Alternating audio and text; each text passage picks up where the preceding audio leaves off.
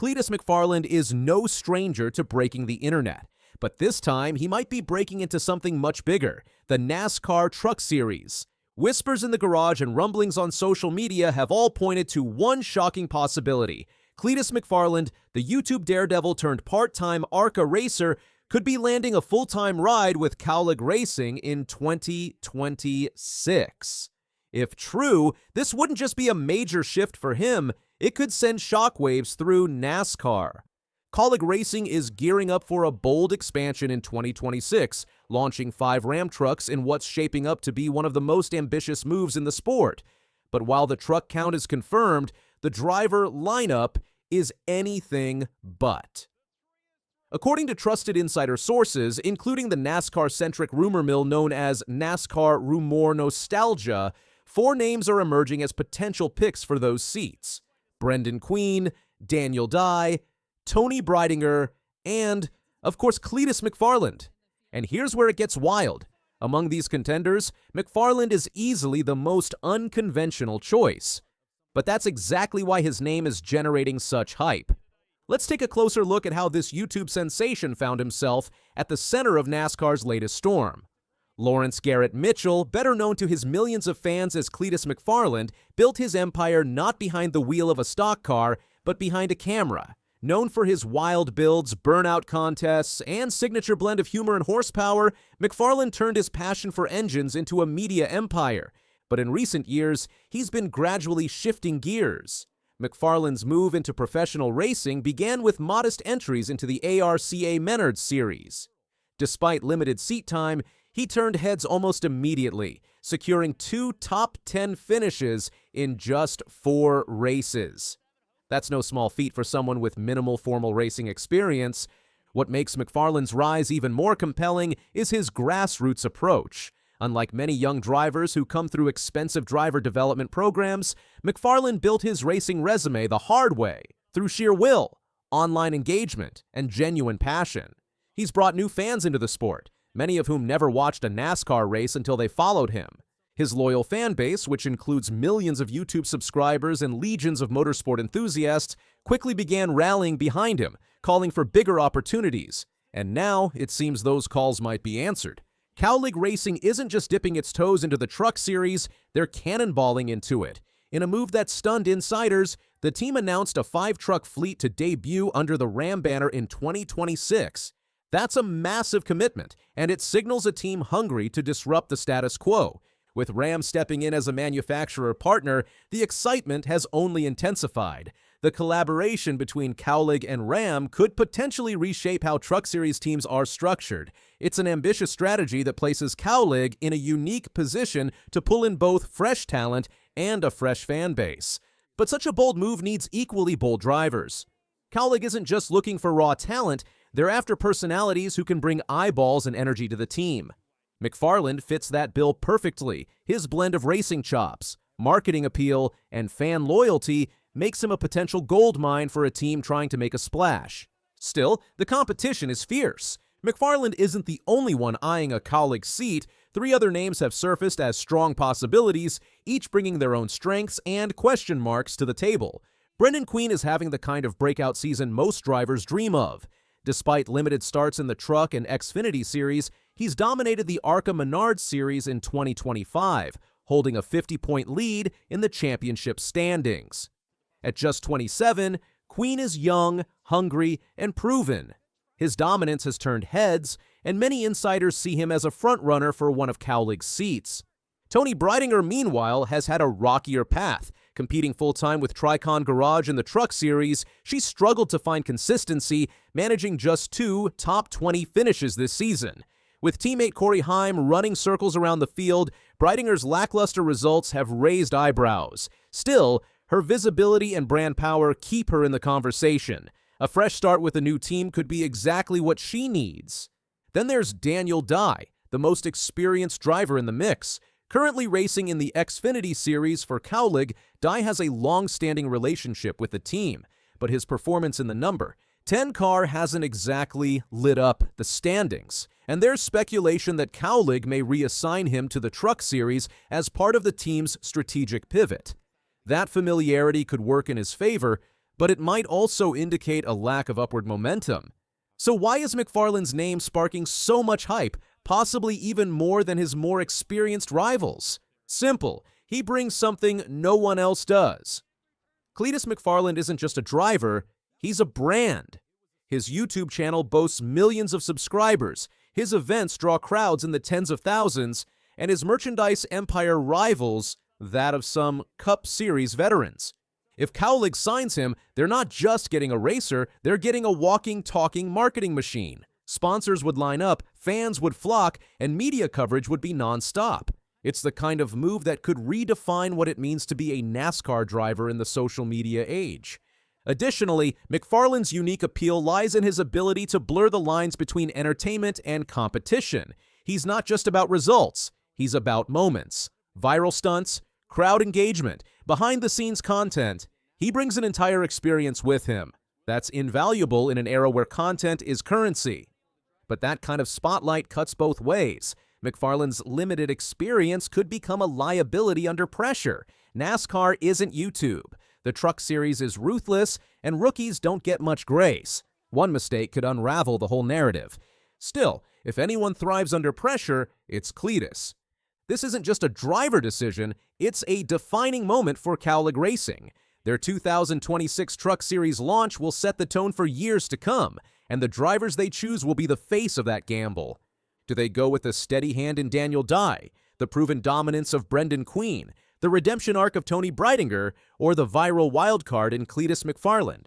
The decision could shape the team's identity, conservative or bold, traditional or trailblazing. And for NASCAR itself, this moment could be even bigger.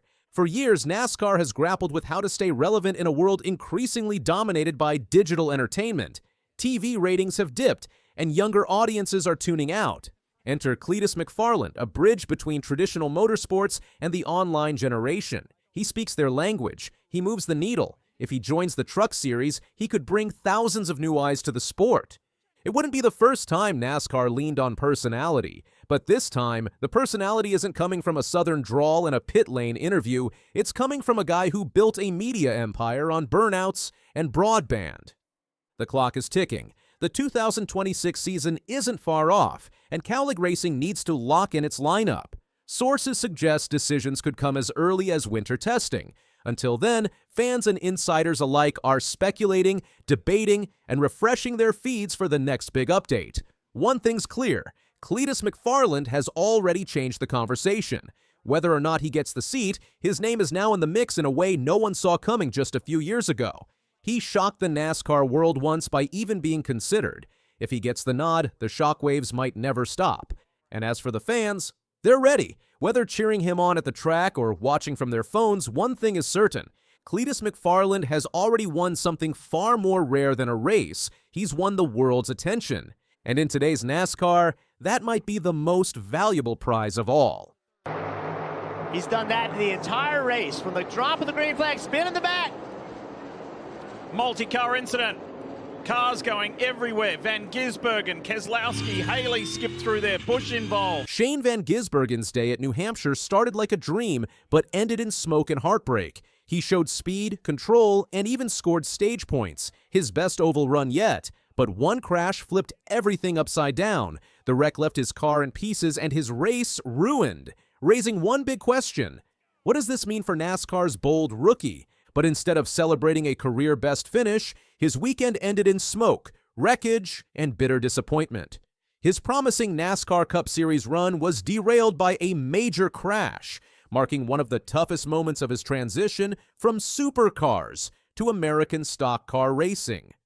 SVG started the day strong in the number 88 Chevrolet Camaro for Trackhouse Racing, lining up 10th, his best oval qualifying effort in a points-paying NASCAR Cup Series event. The New Zealander moved quickly through the pack, climbing as high as 6th during the early stages. He demonstrated smooth car control, clean overtakes, and great tire management, a rare feat for someone still new to ovals. Even more impressive, Van Gisbergen scored his first stage points on an oval by finishing 7th in Stage 1. This was a major milestone for the Kiwi, who's been steadily adapting to the aggressive, contact-heavy nature of NASCAR's oval circuits. Up to that point, His run had been clean, calculated, and full of promise. But as is often the case in NASCAR, chaos struck. The race turned sour on lap 118 during a restart. As the tightly packed field charged into Turn 2, Brad Keselowski attempted an inside move but scraped the wall and made contact with Van Gisbergen's car. The hit sent SVG into a slide, spinning twice directly in front of traffic. Kyle Busch, with nowhere to go, slammed into him. Daniel Suarez, SVG's teammate, and Justin Haley were also collected in the wreck. It was a chain reaction that left several cars damaged and several races ruined. Van Gisbergen's car suffered severe front suspension damage. His crew, refusing to give up, made rapid repairs and got the car back on track. But by then, he was over 50 laps down and far from contending. He finished 32nd.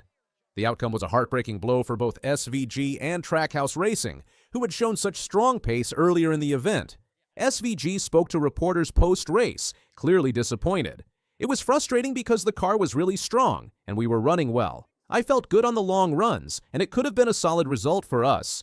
Earlier in the race, SVG had a minor incident with Josh Berry on lap 82, tapping the number, 21 car, and spinning him out. That moment added to the tension around SVG's aggressive style, but didn't detract from his overall speed and potential. Keselowski's failed inside move wasn't deliberate, but was risky. His slight misjudgment triggered a high-speed mess that affected not just Van Gisbergen, but other key drivers. Kyle Busch, who was gaining momentum in the race, had his day ruined. Daniel Suarez, looking for a solid finish to gain playoff points, was taken out through no fault of his own. SVG's crash is another chapter in what has been a whirlwind rookie season for him in NASCAR. He stunned the motorsports world by winning on his Cup Series debut at the Chicago Street Race in 2023. Since then, his full-time NASCAR journey has been under a microscope. Each race has brought new learning curves, and despite the crash, his speed at New Hampshire showed how quickly he's improving. Yeah, I'm happy but frustrated, proud, privileged to be here, but also pissed at myself. The last few weeks I just haven't been good enough. I've been really doing well, getting better at ovals, and I just haven't performed the last couple of weeks.